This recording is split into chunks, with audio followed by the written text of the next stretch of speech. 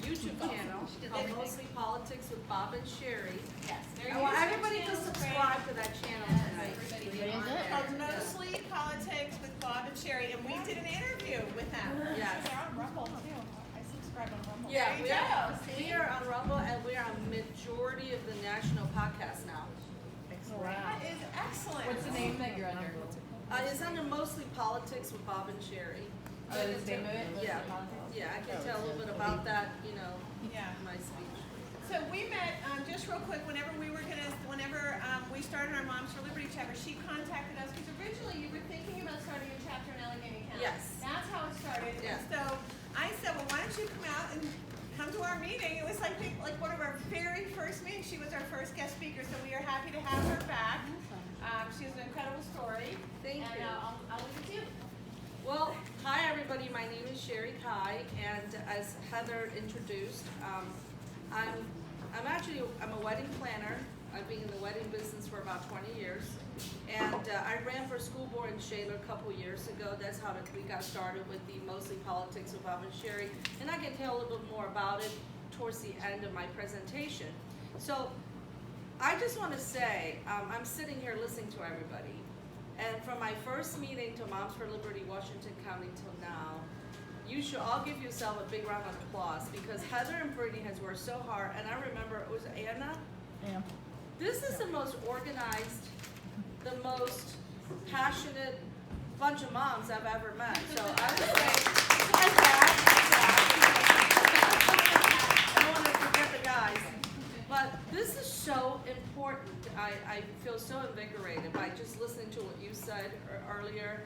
And so Heather invited me. She said, you want to talk 15 minutes, 30 minutes? And first I thought, well, you know what? I wanted to do it more like interactive. But then I thought about what Heather said. I think my story is very important. I'm so glad there's two young ladies back there. And I have to tell you, you know, I have a 12-year-old son, right? We do this for our children. We do this for their future, because we know if we don't fight for them, what the future may be. So actually today, Heather, you'd be proud of me. I brought some pictures with me that I downloaded from, I Googled it.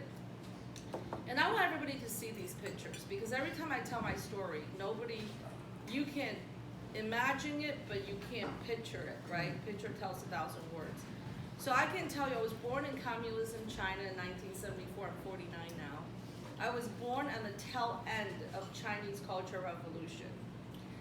I was born homeless, and I can explain to you why I was homeless. I didn't know I was homeless until I got older. My parents weren't allowed to be married. The reason why is my mother's family background is my grandfather, her father, owned the biggest redwood manufacturer in the city called Qingdao, and owned a ton of land. My mother's family were very wealthy. They lived in a beautiful home. Every kid had a nanny. My grandfather had the factory, has a lot of labor. My father's father my father's family were appointed by the emperor as a scholar family. So they were giving a lot of land, they were scholars. And during the Cultural Revolution, prior to the Cultural Revolution, the 1950s, we all know the communism government took over mainland China in 1949. In 1950s, they started what they called a Great Leap Forward program. They want to industrialize the entire China. When that program failed miserably, it caused 3 years of famine. 20 million people died during the 3-year famine, including my own grandmother. Died of eating poisonous plants. So after that, Chairman Mao was about to lose his power, because a lot of the people in the Communist Party said we probably need to go back to capitalism to boost the economy. We ought to start giving people land, let property be privatized again. Because Chairman Mao wanted to hold on to his power, what he essentially did, and you're gonna like this, what he essentially did is he started to use a great influence on kids, okay?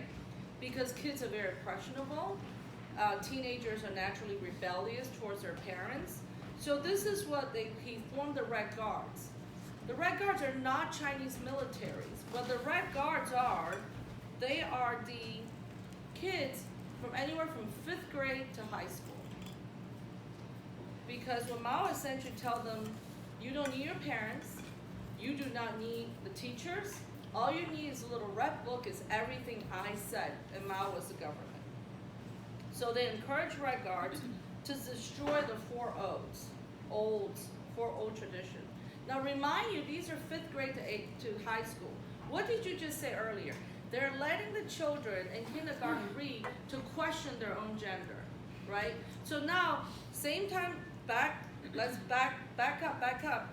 In China, Mao is encouraging Red Guards, which is 5th grade to high school kids, to question and destroy the old traditions. What are the 4 O's? They're thoughts, culture, customs, and habits.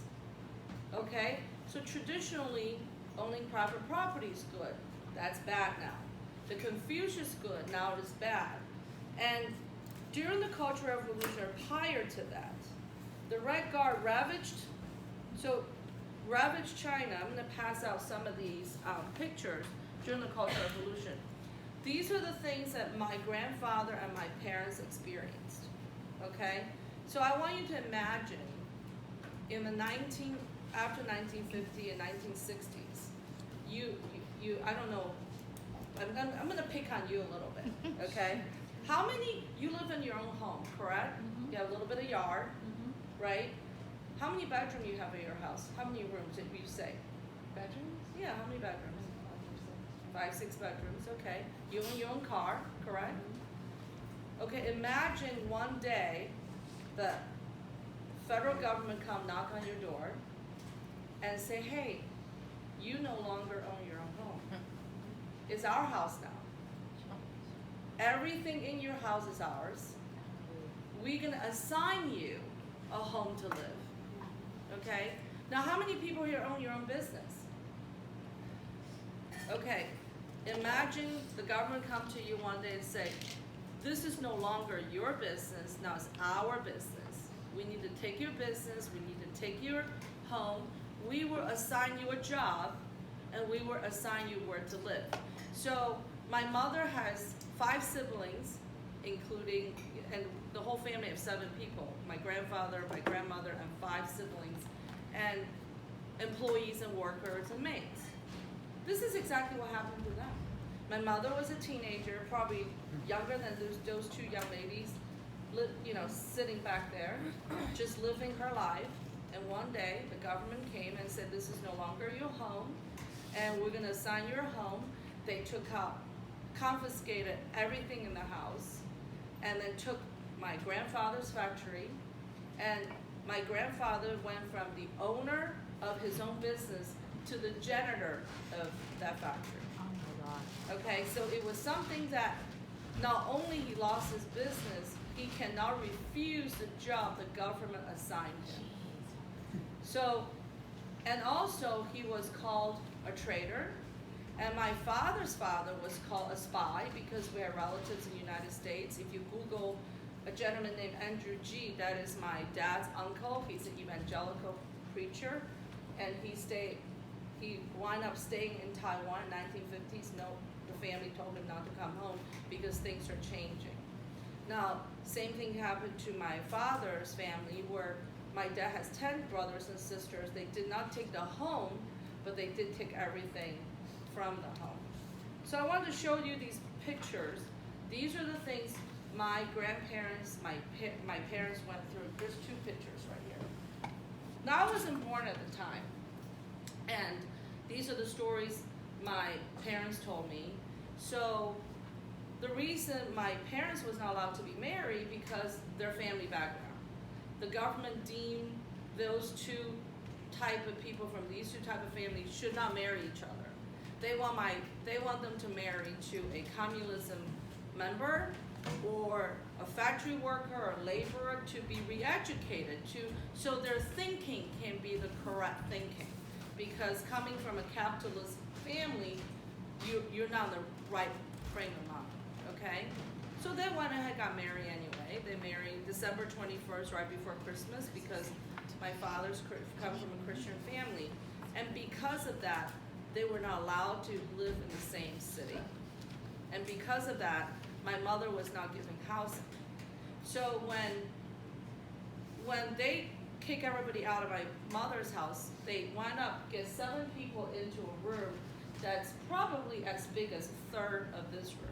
Imagine coming from a house that's 5-6 bedroom, live comfortably, you're getting squeezed into one room and then sharing bathrooms with everybody. So the way I grew up is I grew up in a broken office because my father wanted to broke a window to a room that's an abandoned factory. We have no toilet, and right next door is a Chinese toilet. I have pictures that's similar to the room I grew up, and the bathrooms that was similar. Oh, here's another picture, please pass around. This is when they toppled the statues. Remember we have statue toppled? This is when they toppled the statues of temples because they were trying to destroy the old. So I have pictures of, I'm gonna pass this around to also. So I wasn't born at the time where my life was changed overnight dramatic in a bad way. I was born into a very terrible condition, and my life increasingly got better because in 1978, when Deng Xiaoping took over China, he said, we need to go completely capitalistic. We have to open our doors to foreign trades. And then eventually my family went to Hong Kong. From Hong Kong, our condition got better. We came to the United States, and I was able to marry whoever I want to marry, have a kid, build a business. But then I'm start seeing things changing in the wrong direction. I think all of us are seeing it. That's why we're here, correct? We're here because we don't want those things to happen. I know you guys all know, but I want to go also talk in front of high schoolers, right? Before they're able to vote, to understand what the consequences that will be. So, okay. So I want to pass a couple pictures. 2 of them are similar to the squattish toilet we used to have to cope with. And one of them is the room. I saw this image on Google. Now, our place doesn't have all these junk, but it's the same size as the room I grew up in with my mother, my father, and my sister. So I'm going to pass this around for you guys to see. So this is why we're here, right? Because instead of just talking about it, I want to pass around the picture for this all sink in to see what kind of the results of the policies we're pushing right now. You see all these people come through the border, people are being locked up in jail for calling the insurrectionists, but then the murderers on the streets. Right. But those are the same policy that was incorporated during the Cultural Revolution from 1967 to 1976. It's nothing new. All these things that's being taught about in school, racism, gender inequality, transgender, does nothing but a distraction. It's distracting our children away. It's distracting the parents' energy from pay attention to a lot of things, because now your energy is here to fight for your kids, and the children's energy, you're here to deal with all these junk rather than be academically excellent. We're taking that away, right? Because I listen to the Chinese news almost every night. CCTV have the Chinese news as the government news that broadcasts to the entire China. I have to tell you, they do not talk about politics in their news. They don't talk about negative things in their news. What I've been hearing is, this is what we do developing our space program. We're developing 5G. We have self-driving farmer tractors. Here's what we're doing for our railroad. Here's what we're doing for our infrastructure. This is what's being broadcast in China to everybody.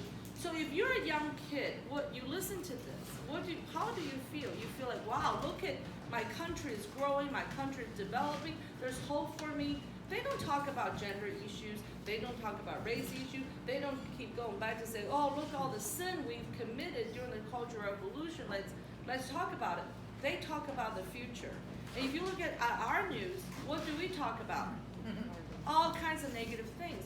So I feel bad for the kids because if I'm a young girl or young boy, if I'm growing up in a country where I see all these negative things on the news, I have to turn my distraction away to the TikTok, the social media, just to feel positive, to have some sense of hope, right?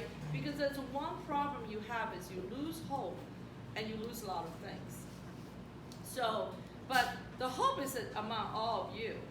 You're here fighting, and it's worth fighting. I'm gonna leave those pictures with this group because I think it's worth sharing them with everybody, especially the kids in school, especially, okay? So another thing I think we're really losing, and I was talking on my show with my co-host. One of the things we started called Conversation with Bob and Sherry on our channel. One of the things we talk about is the war. Everybody said, will there be a World War III? Will there be a World War III? We are already in a war, and we're losing the war. We have 100,000 people die of fentanyl every single year. Our border is being destroyed. There's no country will let people run in like this, okay? We're also losing now is this academic war. Our kids are failing behind the kids in China. And TikTok is giving our kids all these crazy ideas, nothing about academics. So you probably have heard of this, right? In China, 15 years old and younger are not allowed to have TikTok. Remind you, this is a Chinese company. And if they are allowed to get on TikTok after 15, they are allowed to be on it for 1 hour or 2 hour maximum a day. It is all educational content. It's mathematics, it's science, it's nothing like dancing and makeover, makeup. Not that there's anything wrong with it. So instead of letting our kids focusing on their academic, the math, science, reading, writing, now they're trying to redirect these children's attention to gender. This is nothing but a distraction to make our kids dumber and dumber. It's a re-education of the mind, it's brainwash. So back in the day in China, they take the teenager away from the parents. So after the Red Guard movement, right, so they motivated these young kids, join the Red Guard, destroy the temples, destroy the school, beat up their teacher, beat up their parents, become the government informant of their parents. So there was no social media at the time. So if you hear your mother say something that you feel that's against the government, you can report it directly to your local Communist Party leader, and they will come arrest your parents. Okay? So now once Mao stayed in control with the power and got through this power struggle, the Red Guards were no longer useful to the government. So what they essentially did is they take these kids, they're anywhere between 14 to 18 years old. They say, you guys need to be re-educated. You city kids have lived a privileged life. You have no idea the struggle of our farmers and laborers that live in the countryside. So they will gather these kids, groups of them, thousands of them. And this is not a voluntary re-education. This is a mandatory re-education. They would send these teenagers from the city who they say it's lived a privileged life that needs to be re-educated. They would send them into this countryside. A lot of the girls were raped. A lot of kids were committed suicide or being beat up. So during the Cultural Revolution, close to 40 million people died due to that. Because when you're a teenager, you're away from your parents, you're being sent to these strange land, you are being taught everything you know of your entire life is all wrong. How are you going to deal with that? That's exactly what's happening to our children right now, right? All of a sudden, a 12-year-old have to question whether they're a boy or girl. I mean, this is a re-education of the masses, and they don't need to send them away from the parents because the phone already took the kids away from the parents. and they can re-educate your children through social media, through the telephone, because our lives are so busy.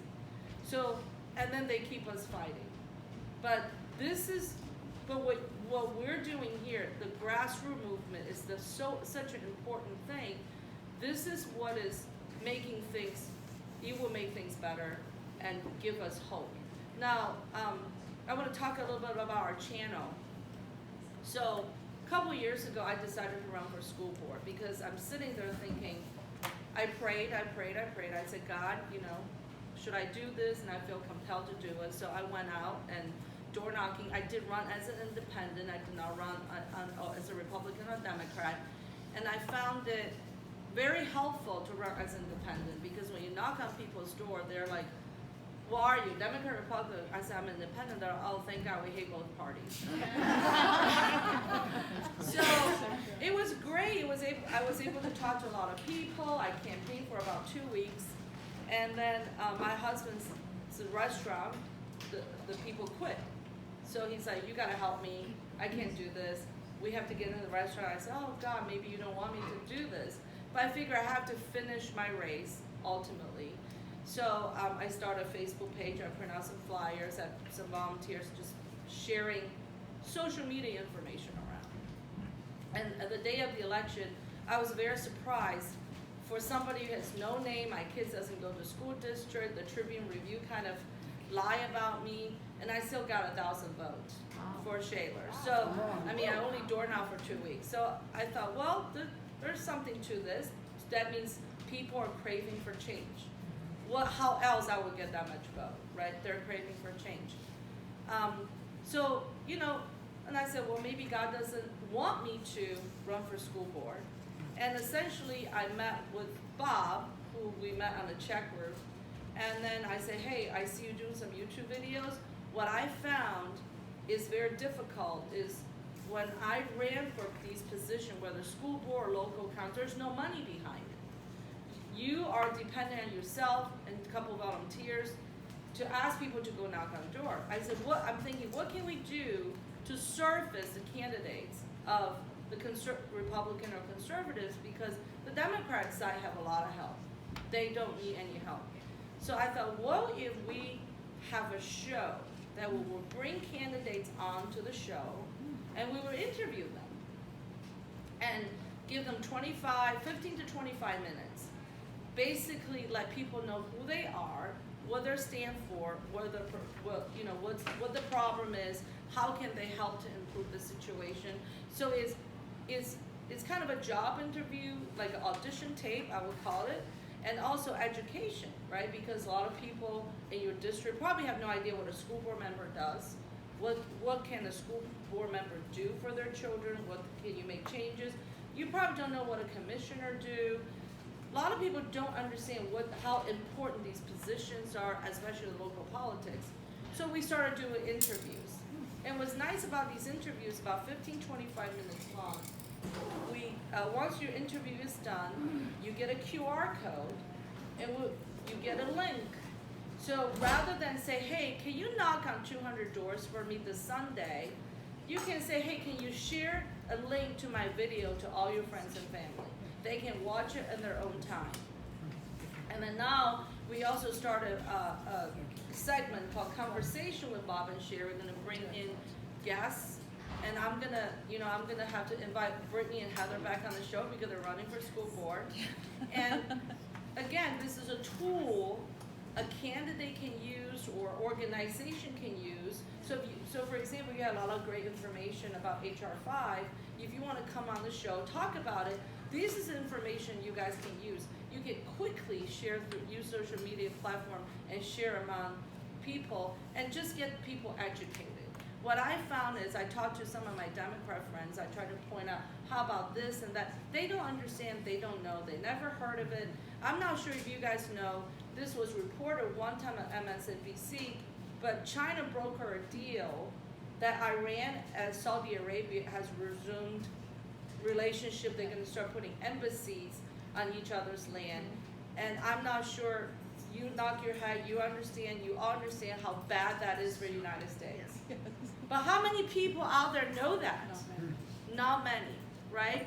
And I was talking to this young lady, she's very democratic and she's very liberal. I said, well, assuming a World War III breaks, I said, World War III is already here, but assuming your traditional concept of a war broke up, where do you think people is gonna be, right? China will be with Russia, Iran, North Korea, and Some African countries already committed. Africa would probably stay out of it because China invested so much money into Africa. Africa will never wanted to offend China. The Ugandan Prime Minister already made a statement in support of China.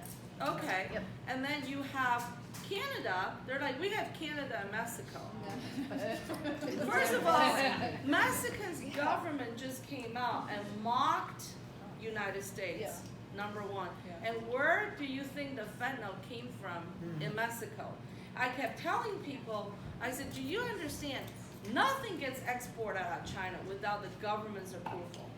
The fact that this volume of fentanyl came out of China, going to Mexico, is because the Chinese government let it. Thank you. Okay?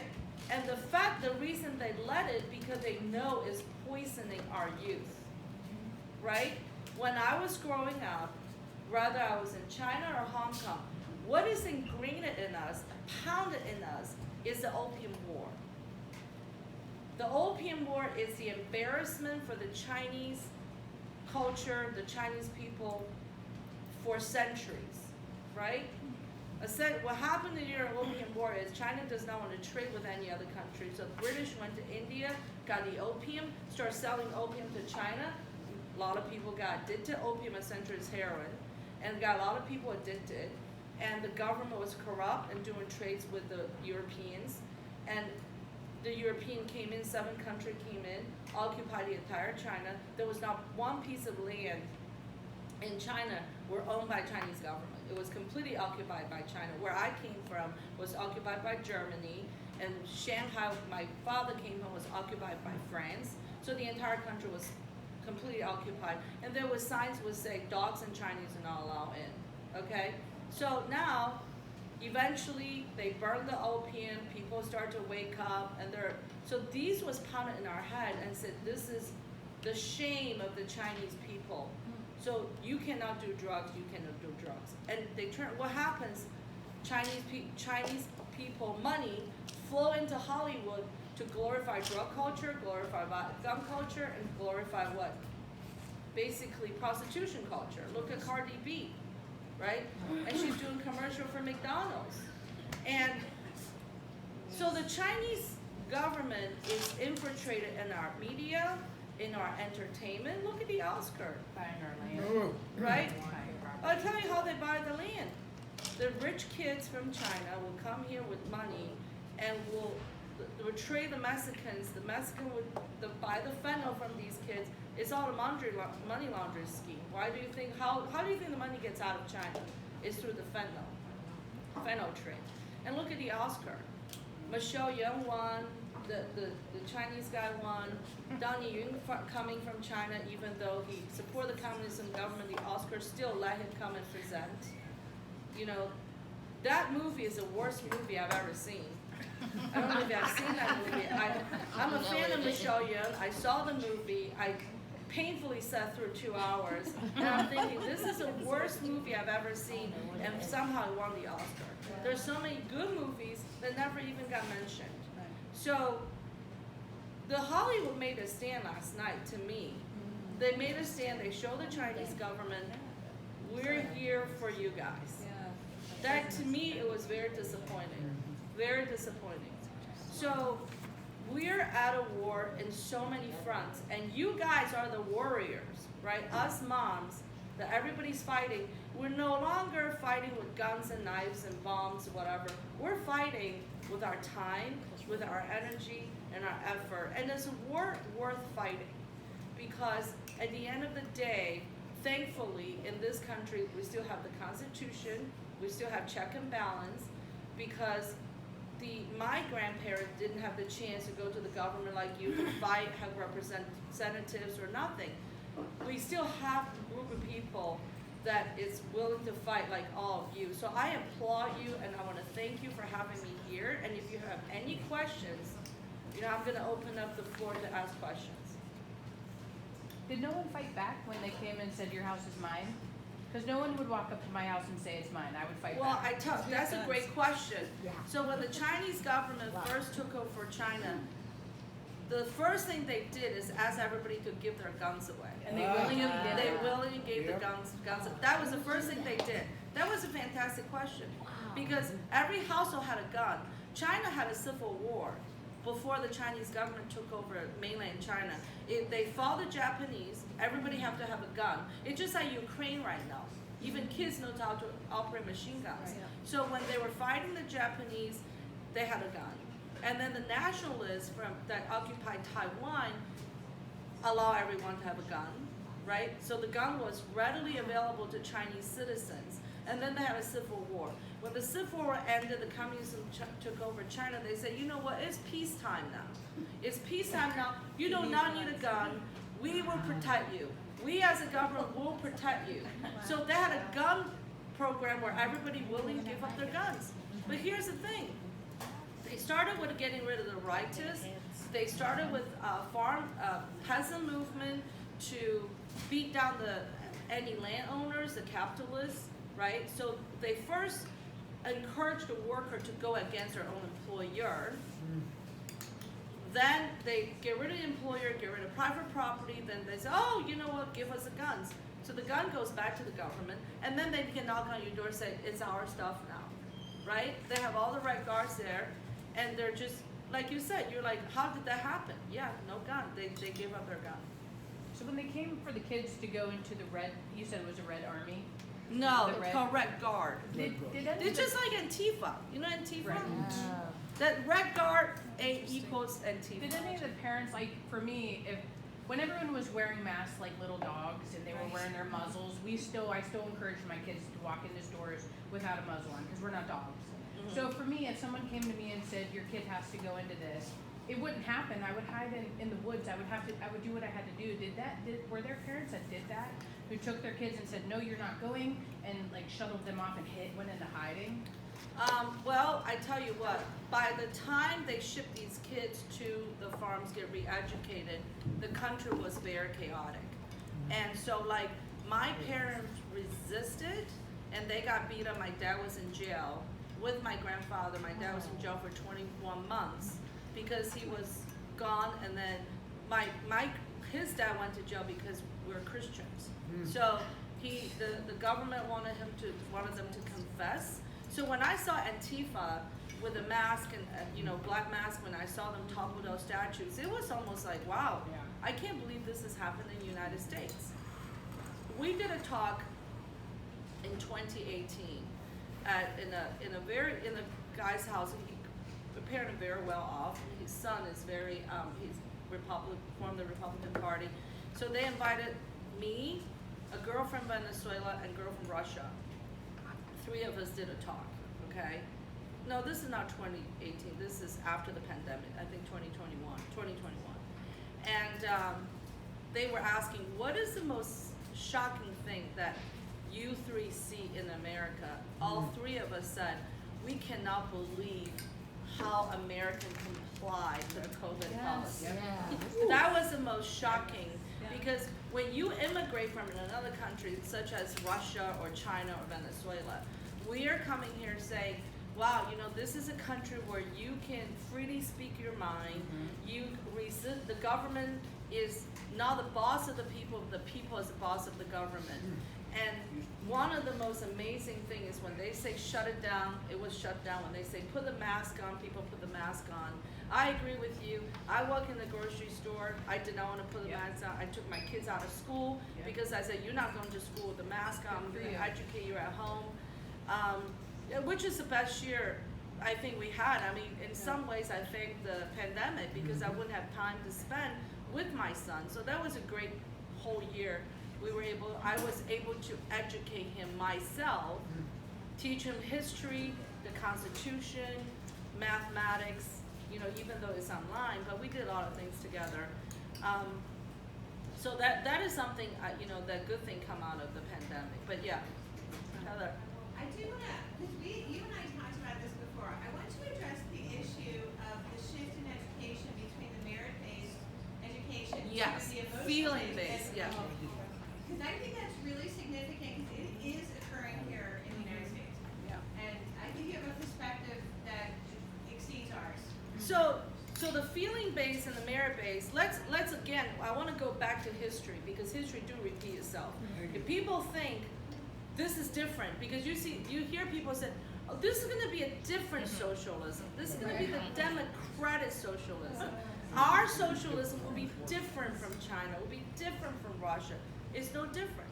So if you think about what happened in China, Mao came into the kids and said, you guys, the future of the country, you don't need your parents. Your parents are old-fashioned. The teacher teaching things are old-fashioned. You don't need this. You just need to study my book. I value you, right? Mao, can you imagine come to a teenager that's already fighting with your kid? Like my son, I have to fight with him the other day because he came home with a bad test grade. Can you imagine somebody go to him and say, you don't need this test grade. Your mother's a horrible person. You know what? Listen to me. You don't have to go to school. All you have to do is listen and go out there and be activists and go on the street parade, and you don't have to even show up in school. Guess what? You can beat up your teacher. I mean, imagine a lot of those kids believe in that and thinking that's the truth because someone from the government tell you that is okay. And that happened in China. So that was feeling-based education to the extreme. Now in America, they did it very slowly, right? It started with everybody gets a trophy. It doesn't matter if you win or lose, you get a trophy just because you were part of it. It started from everybody gets a trophy, the feeling. Then it went to, you don't want kids to get bullied. Well, that's very unrealistic. You know, bully come in different form, and I think kids need to get through it to have this emotion up and down, learn how to handle stress, learn how to handle being bullied, to be emotionally strong. I'll give you an example. When I was in first grade, and this happened throughout all the Asian countries, whether you're in China, Hong Kong, or Japan. So we're in a group of 45 people, 45 kids a class. So if I take a test, there's 45 tests. So your teacher would say, well, the best test score today is Heather. She get 100. Now Heather have to get up her seat, very proudly grab her test. Then she said, well, the last person on this test is Sherry. She failed. I also have to get up my seat and pick up my test. So right there is embarrassment, right? I learned how to handle embarrassment. I learned how to handle failure. So next time I'll do better. So when you're being trained that way, you don't have a lot of emotional, you become stronger in the mind because you're used to the embarrassment. Okay, I know I'm gonna fail. If I don't work hard, I'm gonna fail, but I'm gonna do better. I mean, there's also always another chance. My teacher told us one time that if you are a little flower, grow up in the greenhouse, you will never be able to sustain the storm, right? But if you're a little flower, grow up in the storm, the hail, you're able to grow stronger, understand you have to be rooted a little bit deeper to get enough water, that type of thing. I think in America, we're so worried about everybody's feelings. We become a society, it's not just a feeling-based education, it's a feeling-based society. And interestingly, the more you worry about people's feelings, the more mental illness issues we have in this country. I mean, if you think about it, the education system is very harsh and competitive and stressful in the Asian countries. And yet, in this country, there's more kids suffer from mental illness. But everybody worry about their feelings, right? And they pass kids with that. They don't do, it doesn't matter if you have a failing grade or not. They will still pass you and move you to the next grade. Exactly. I'll give you a perfect example. We have a karaoke DJ come to the bar. He's in his 30s, okay, early 30s. So he comes in every Sunday and he sits down, he plays music, he gets on the phone. He gets $150 doing that and just put music up for people to sing. So So the one day I called him in the kitchen, I said, look, you know, you're on the phone too much. And if you decide to make any type of announcement, I'm your employer, you need to check with either me or my husband before you make an announcement. He didn't know what to say. He was like, oh my God, you're giving me a panic attack. I said, what? You're giving me a panic. I think I'm just gonna pack up and leave. You don't even have to pay me. I said, wait a second. I'm like, hold up. I asked you to get off your phone. I'm not attacking you personally. I like you. But I think you're on the phone too much. Oh, and then later on he called me, he goes, you know, we had that argument. I said, we didn't have an argument. I asked you to get off your phone. So apparently, no one ever probably told him no, and he's not good at confronting. And this culture of weaken the boys, okay? The boys gets rewarded by being weak. Yes. You understand? Like, they destroy the masculinity. Then they say it's better if you're weak. And then they're like, well, women, if you're better if you're strong. But wait a second, we're born completely differently. I don't know what state, but they just passed a law that a transgender male can participate in weightlifting against female, biological female. Don't you think that's crazy? Yes. But we lose all sense. We've lost all common sense. That's exactly what happened during the Cultural Revolution. There's no more common sense. You have no idea what your gender is. Your parents guess it. So now what happens is, a lot of these biological male, they cannot compete with guys. Will move to the female side, completely destroy the female sports. Now I have a friend that's running for school board. I said, that's all you have to run on. Yeah. Protect female sport. Protect biological girls. We can't call them girls anymore. Protect biological girls, right? Protect the girls that would protect whoever born with a uterus, for crying out loud, right? So, but what I see now is, if you watch, did you guys watch Dave Chappelle's show? Yeah. What about Chris Rock? Yeah. I did not. Yeah. If you haven't That's watched good. it, Chris That's Rock, good. watch it. Yeah. The comedians now are fighting back. Yeah. The male comedians now fighting back, because it's about time somebody does it. They so artfully, so articulately fight back. They made it funny and yet very thought provocative. So Disney had a new cartoon called A Strange World. You guys ever heard about it? Did you hear about an anime movie called Strange World? Yes. It lost $180 million. Okay? Because they made this, the main character is a black teenager, is a boy. They make this boy gay and also had a relationship. It's a very first animated film with a gay relationship and a black boy. I have a lot of friends who are black, and I have a lot of guy friends who are black.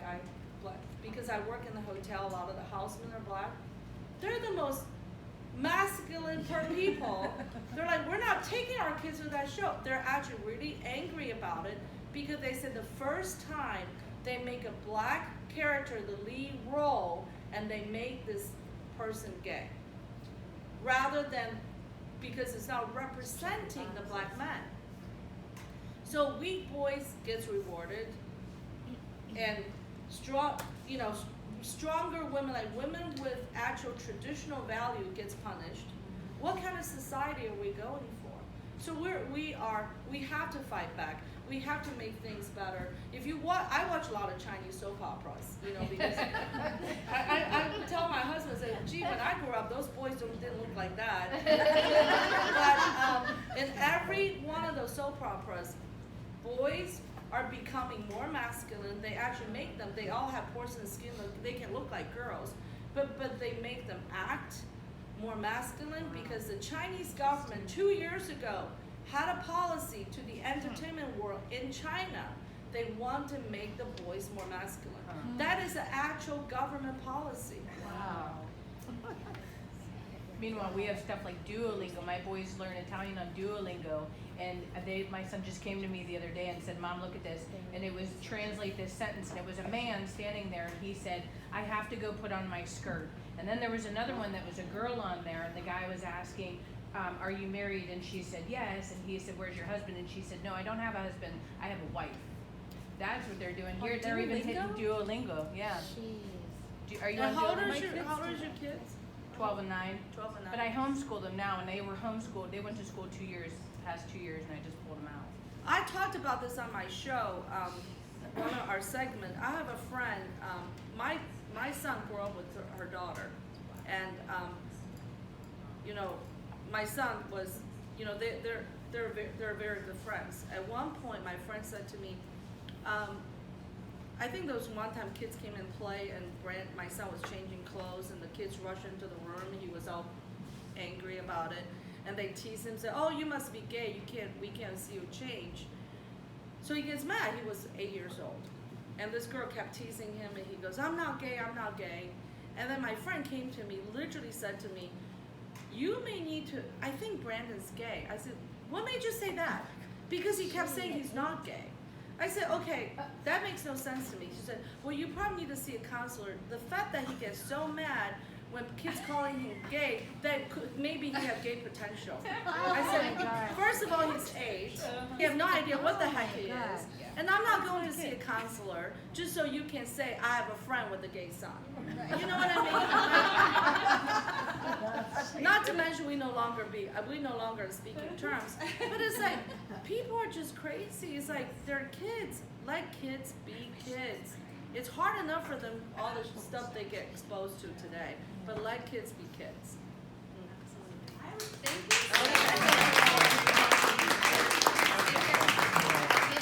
Oh my God, thank you. Oh, thank you, yes. And anybody want to come on our show, please Brittany and Heather know. You can come as a candidate, you can come and have a conversation. We love to have guests. Thank you so much. Yeah, I think we're right around 8 o'clock, so I just wanted to wrap up a few